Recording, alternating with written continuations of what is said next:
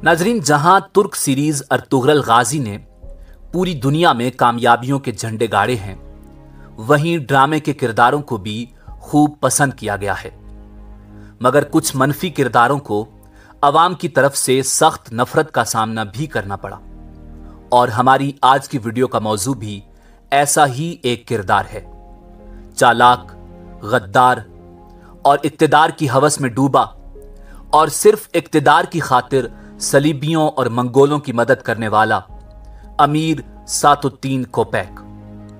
नाज़रीन, सातुद्दीन कोपैक कौन था, इसके बारे में तारीख की किताबों में क्या लिखा है, और ड्रामा अर्तुगरल गाजी में यह किरदार तुर्की के किस अदाकार ने अदा किया, और तारीख के इस बदनामे जमाना शख्स की जिंदगी के वो कौन से पहलू हैं जिनकी अक्कासी ड्रामा अर्तुगरल गाजी में नहीं की गई। इसके नाम के साथ लफ्ज कोपैक क्यों लिखा जाता है, और कोपैक का मतलब क्या है? क्या वाकई वो सुल्तान अलाउद्दीन केकबाद अव्वल का भाई था? इस पर मजीद बात करने से पहले अगर आप हमारे चैनल पर नए हैं तो बराए मेहरबानी हमारा चैनल सब्सक्राइब करें, और अगर आपको हमारी वीडियो पसंद आए तो लाइक करके हमारी हौसला अफजाई करें। नाज़रीन, अमीर सातुद्दीन कोपैक, जिसे सादुद्दीन कोपैक या पूरा नाम सादुद्दीन कोपैक बिन मोहम्मद भी कहते हैं, सल्जोक सल्तनत में एक अहम मुंतजिम था, जो 2 सल्जोक सुल्तानों के दौरे हुकूमत में कई ओहदों पर तायुनात रहा। नाज़रीन, सातुद्दीन कोपैक की पहचान इब्तिदा में एक इंजीनियर और माहिर तामीरात के तौर पर होती है। सातुद्दीन कोपैक की इब्तिदाई जिंदगी के बारे में तारीख में कोई खास मालूमात दस्तयाब नहीं है। अलबत्ता सातुद्दीन कोपैक का तज़किरा सल्जोक सुल्तान अलाउद्दीन केकबाद अव्वल के दौरे हुकूमत में मिलता है। सुल्तान अलाउद्दीन केकबाद अव्वल सन 1220 ईस्वी से सन 1237 ईस्वी तक सल्जोक सुल्तान की हैसियत से बरसरे इक्तिदार रहे। नाज़रीन, सुल्तान अलाउद्दीन केकबाद अव्वल ने सातुद्दीन कोपैक को मिलिट्री कमांडर से तरक्की देकर शिकार और तामीरात का वजीर बना दिया था, जिसकी वजह यह थी कि वो माहिर तामीरात था। नाज़रीन, तारीख की किताबों से यह बात भी साबित होती है कि सातुद्दीन कोपैक सलाजिका रूम के ताकतवर अमीरों में से एक था। उसके जरिए मुतअद्दिद फुतुहात हासिल हुई, कई मुहिम्मात में वो फातिहाना सुरखुरू हुआ। मगर अफसोस कि इक्तिदार की हवस ने इस शातिर दिमाग वजीर को कातिल और सफ़ाक बना दिया। वो अमीर से सुल्तान बनना चाहता था, और इस बात ने उसको चैन से बैठने न दिया, और इस मकसद की खातिर उसने दुश्मनों से साजबाज शुरू कर दी। उनसे खुफिया मुलाकातें, खुफिया ताल्लुकात और वादे इरादे शुरू कर दिए। राजों की खरीदो फरोख्त ने उसको मजबूत किया, मगर रियासत को कमजोर कर दिया। वो इसी धुन में देश बदेश फिरता रहा, और उसकी इस मुहिम में जो भी हायल हुआ या उसके राजे सरबस्ता से वाकिफ हुआ, बिला तकल्लुफ उसने उसका सर कलम कर दिया, और बड़े बड़े अमीरों को दर्दनाक सजाएं दी। हत्ता कि एक शहजादी का खून भी सातुद्दीन कोपैक की गर्दन पर है। नाज़रीन, उसे ईसाई पेशावर जंगजुओं की मदद भी हासिल थी। कहा जाता है कि मंगोलों से भी उसके खुफिया ताल्लुकात थे। ख्वारज़म शाही सल्तनत से वफादारी के सिलसिले में भी वो मशकूक था।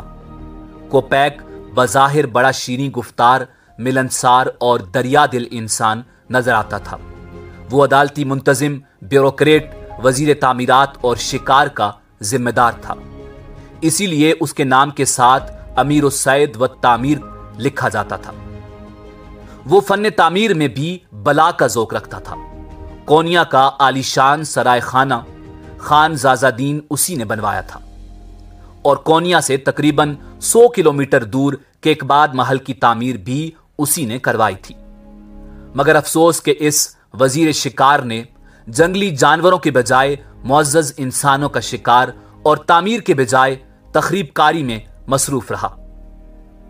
अलाउद्दीन केकबाद अव्वल ने तो अपने दौर में अमीरों को जंगी मुहिम्मात में मसरूफ करके किसी तरह इक्तिदार को महफूज रखा हुआ था, और इस सरकश गुस्ताख को भी लगाम देकर रखी हुई थी।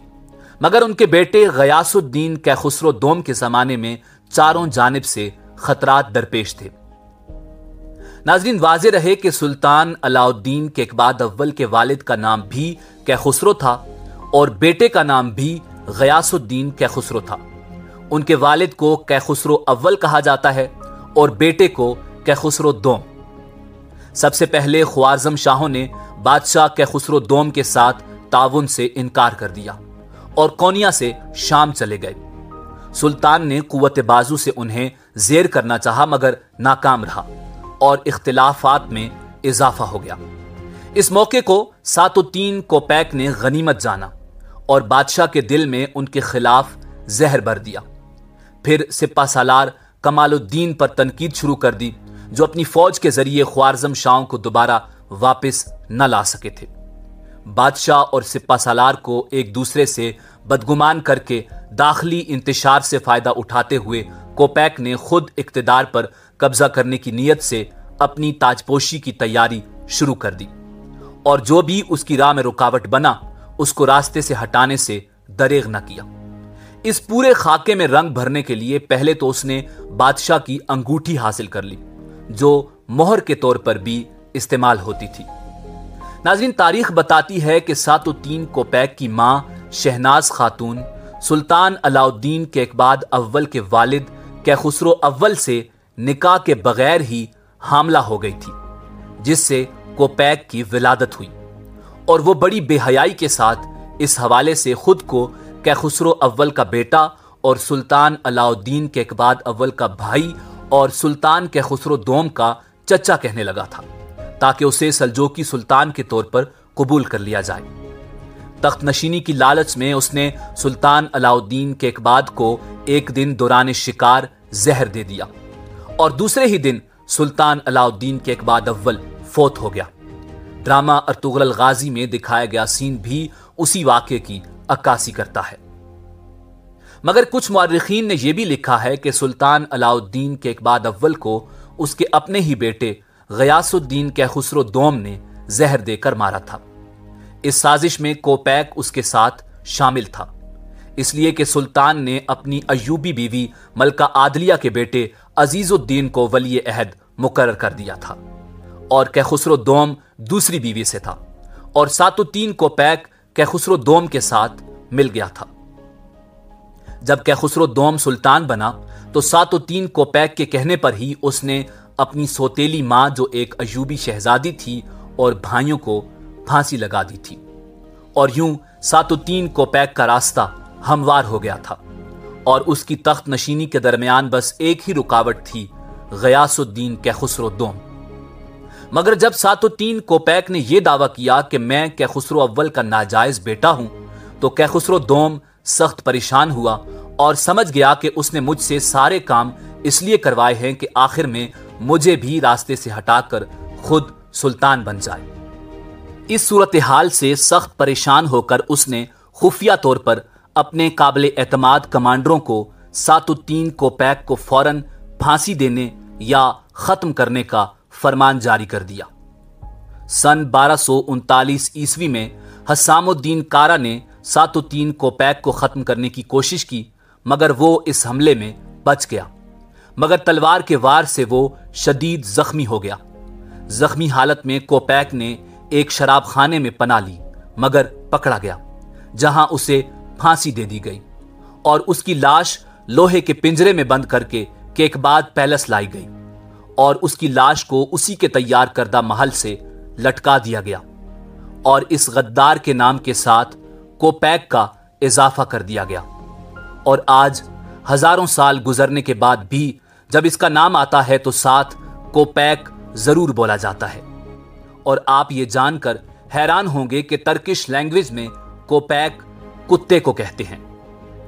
ناظرین، ترکی میں موجود 703 کوپیک کی قبر کی حالت زار اور ویرانگی بتاتی ہے کہ تاریخ غداروں کو نشان عبرت بنا دیتی ہے۔ ناظرین، 703 کوپیک کو نہ صرف بازنطینی سلطنت کی پشت پناہی حاصل تھی، بلکہ اس نے اپنا ایک خاص حلقہ احباب بنا رکھا تھا جنہیں وہ بطور سلطان حکم دیتا تھا۔